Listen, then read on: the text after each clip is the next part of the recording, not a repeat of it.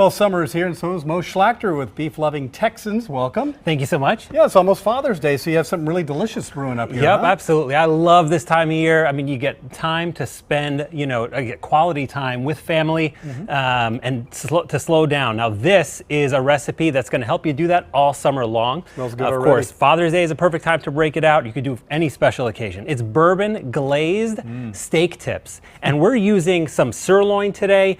You can do other lean cuts like flat iron. You could do some rounds. You could do stuff on the chuck. You can't really go wrong with this. You're marinating it, so it's gonna be juicy and tender. So we're gonna get started with the marinade, which will build all in this zip top bag. So I'm gonna go ahead and get us started here.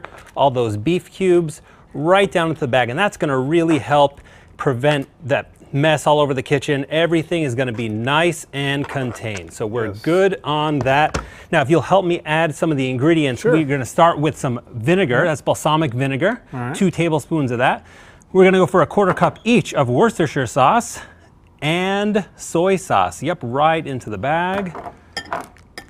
And I'm going to go in with the bourbon, okay?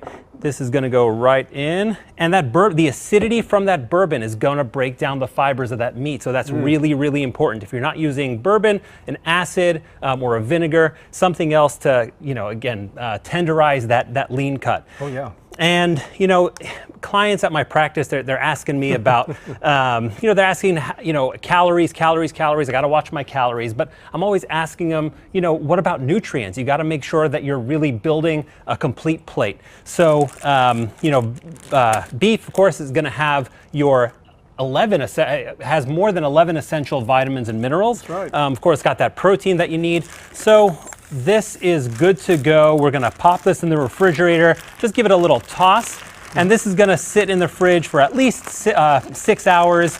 Of course, you can go overnight with it.